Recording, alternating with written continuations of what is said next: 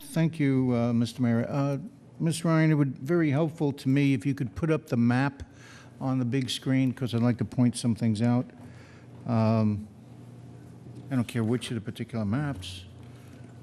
Yeah, that'll work. Okay, thank you.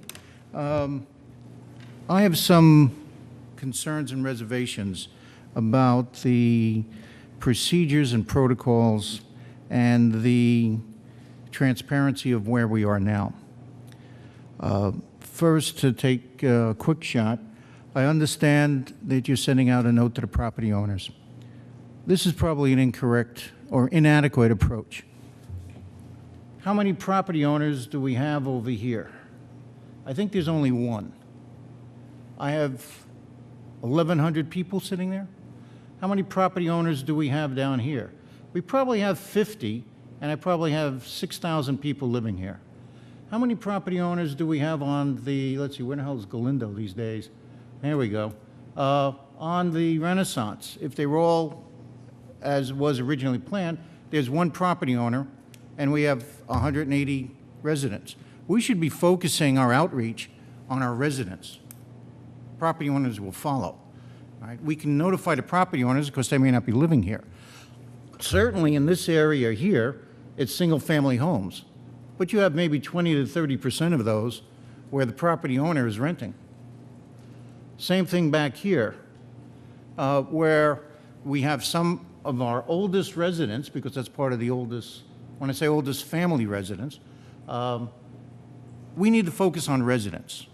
And that brings us to one of my other issues, is we need to reach out to these communities. You have separate communities. You've already heard from the Davis group here, but we also have, these are very important, the people along the, let's see, Willow Pass, Grant, here we go, the people in the Renaissance area, and I'll explain why. And they're very different from the ones right opposite that you're going to change right here in Park and Shop. And if you extend down Monument, Galindo to Monument, let's see, where is that? Willow Pass, that's Grant, I guess it's going this way.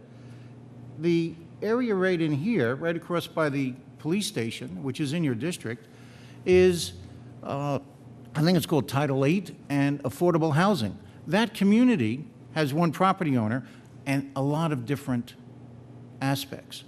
Now, it would seem when we did our weapon station, we did 34 workshops. We didn't develop a preferred plan until the last two, was it, Mr. Mayor? Does that sound right? Sounds right. Okay. We have not, as a community, taken into account the views of the mass number of residents. So to present a preferred plan at this point is basically saying we, the city staff and the committee, are jamming this down and we haven't heard from you yet. That's bad perception. I kind of like the housing plan that was picked. That's my bias. I like people. I don't feel happy making more empty office buildings. I like to see people. But in order to have proper procedure, transparency, and respect for the communities, you don't go to them with a preferred plan first. You go and listen to what they want to say. Then you have a second meeting and you say, we've heard you, we've listened, these are your arguments for it, these were the counters. Now, with the other communities all together, this is the preferred plan. Now what do you think? That would be the procedure that we in Concord have established in our past operations, and I would like to do it. Now, I understand we're under time constraints, but you've got 3 basic family groups, community groups. We can do it all in 3 months, 1 a month, and then do the follow-up the following. Second, I'm not convinced from the beginning of the report that our metrics versus our anticipated results, our goals, are aligned. What I would like to see is not the studies out of Torrance, out of Berkeley, out of whatever. We actually have already existing in our community a database that we can measure what the effect has been. For example, right here on the affordable housing. Let's go into that community to do a survey. How many of you use BART? What is the age group? What is the, how many cars do you have? How many calls for service do you have for police, medical, fire? We already have, if we can create that data, then we know if we add more affordable housing, this is probably what it's going to look like, because we already have now a record of Concordians living next to the BART. If we want to put in fancy, ugly buildings, we can go to the Renaissance. Let's take a look at them. But you want to get more like that? Well, what are they doing? How many cars per unit do they have? Where do they go to work?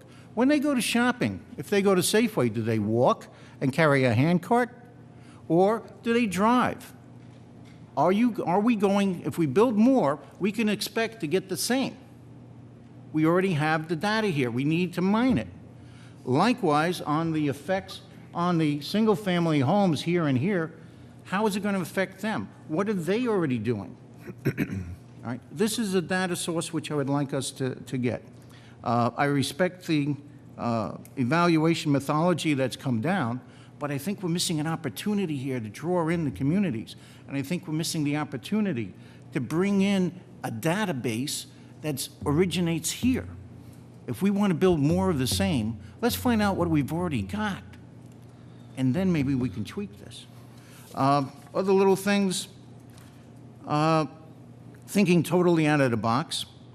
What about the idea of bringing transit to where the people are? I know we're focusing over here in the downtown a lot, but what would be the effect of putting a BART station halfway between the Pleasant Hill BART and the Concord one now? I mean, just take the existing line, drop a station in on Oak Grove and Minor. Wouldn't that have an effect to increase your BART ridership? Wouldn't that have an effect to reduce the number of cars? I mean, after all, everyone who's coming from Clayton and Canterbury Village that goes down to Pleasant Hill for the BART would only go half of the distance. It would save a bunch of gas. Again, I would like to see the evaluation come after some more community outreach. And I also like the idea of the streetscape development. And I don't know why it's more on one plan than on the other, where you talk about having a green plan. I don't know why we can't have the residents and the bike lanes. And thank you for your time.